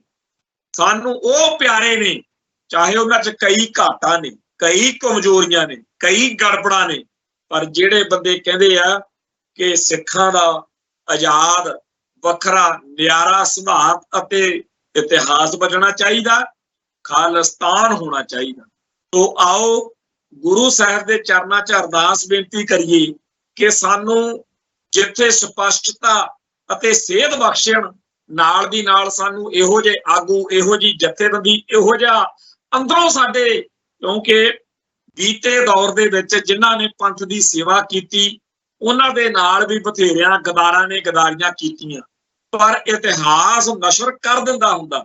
ਜਿਹੜੇ ਗਦਾਰ ਇਸ ਮੌਕੇ ਪੰਥ ਦੀਆਂ ਬੇੜੀਆਂ 'ਚ ਵੱਟੇ ਪਾ ਰਹੇ ਨੇ, ਆਉਣ ਵਾਲੇ ਸਮੇਂ 'ਚ ਨਸ਼ਰ ਉਹ ਵੀ ਹੋ ਜਾਣੇ ਆ। ਤੇ ਹਜ਼ਾਰਾਂ ਗੁਰੂ ਦੇ ਪਿਆਰੇ ਪੰਥਕ ਸੰਘਰਸ਼ ਵਿੱਚ ਆਏ ਸੀ, ਪਰ ਅੱਜ ਜਦੋਂ ਮੈਂ ਕਈ ਵਾਰ ਸੋਚਦਾ ਹੁੰਦਾ ਬਈ ਕਿਸੇ ਨੇ ਘੱਟ ਨਹੀਂ ਕੀਤੀ। ਜਿਹੜੇ ਵੀ ਗੁਰੂ ਪਿਆਰੇ 1978 ਤੋਂ ਚੱਲੇ ਸੰਘਰਸ਼ ਵਿੱਚ ਕੁੱਦੇ, ਹਰ ਇੱਕ ਨੇ ਆਪਣੇ ਵੱਲੋਂ ਪੂਰੀ ਵਾਹ ਲਾ ਕੇ ਪੰਥਕ ਕੌਮ ਦੇ ਵਿੱਚ ਸੇਵਾ ਦੇ ਵਿੱਚ ਯੋਗਦਾਨ ਪਾਇਆ, ਪਰ ਅੱਜ ਬਹੁਤਿਆਂ ਦੇ ਨਾਂ ਸਾਡੇ ਚੇਤਿਆਂ 'ਚੋਂ ਵਿਸਰੇ ਹੋਏ ਨੇ। ਆਮ ਬੰਦੇ ਨੂੰ ਜਿਹੜਾ ਬਹੁਤਾ ਜ਼ਿਆਦਾ ਉਲਝਿਆ ਰਹਿੰਦਾ ਜ਼ਿੰਦਗੀ 'ਚ, ਘੱਟੋ ਘੱਟ ਇੱਕ ਨਾਂ ਹਰੇਕ ਨੂੰ ਹੀ ਪਤਾ, ਉਹ ਹੈ ਭਾਈ ਜੁਗਰਾਜ ਸਿੰਘ ਤੂਫਾਨ। ਭਾਈ ਜੁਗਰਾਜ ਸਿੰਘ ਤੂਫਾਨ ਕਿਉਂ ਚੇਤੇ ਆ? ਕਿਉਂਕਿ ਉਹਨੇ ਆਪਣੀ ਜ਼ਿੰਦਗੀ ਗੁਰੂ ਸਾਹਿਬ ਨੂੰ, ਪੰਥ ਨੂੰ ਸਮਰਪਿਤ ਹੋ ਕੇ ਉਹ ਸਰਦਾਰ ਬਣੇ, ਤੇ ਜਿਹੜੇ ਉਹਨਾਂ ਦਿਨਾਂ 'ਚ ਗਦਾਰ ਬਣ ਗਏ ਉਹਨਾਂ ਦਾ ਵੀ ਸਭ ਨੂੰ ਪਤਾ। ਸੋ ਆਓ ਉਸ ਵਾਹਿਗੁਰੂ ਦੇ ਚਰਨਾਂ 'ਚ ਅਰਦਾਸ ਕਰੀਏ ਕਿ ਸਾਨੂੰ ਸਰਦਾਰੀਆਂ ਬਖਸ਼ਣ, ਸਰਦਾਰ ਬਣਾਉਣ, ਸਾਨੂੰ ਹੋਰ ਜ਼ਿਆਦਾ ਚੜ੍ਹਦੀ ਕਲਾ ਵਾਲੇ ਗੁਰਸਿੱਖ ਪਿਆਰੇ ਬਖਸ਼ਣ, ਤੇ ਗਦਾਰ ਜਿਹੜੇ ਆ ਉਹ ਸਦਾ ਹੀ ਰਹੇ ਨੇ, ਪਹਿਲਾਂ ਵੀ ਸੀ, ਹੁਣ ਵੀ ਨੇ, ਗਾਹਾਂ ਵੀ ਹੋਣਗੇ। ਗਦਾਰਾਂ ਨੇ ਆਪਦਾ ਕੰਮ ਕਰਨਾ, ਆਪਾਂ ਆਪਦੇ ਫਰਜ਼ ਨਿਭਾਈਏ। ਇੱਥੇ ਹੀ ਸਮਾਪਤੀ ਆ, ਫਿਰ ਮਿਲਾਂਗੇ। ਨਾਨਕ ਨਾਮ ਚੜ੍ਹਦੀ ਕਲਾ, ਤੇਰੇ ਭਾਣੇ ਸਰਬੱਤ ਦਾ ਭਲਾ। ਵਾਹਿਗੁਰੂ ਜੀ ਕਾ ਖਾਲਸਾ, ਵਾਹਿਗੁਰੂ ਜੀ ਕੀ ਫਤਿਹ।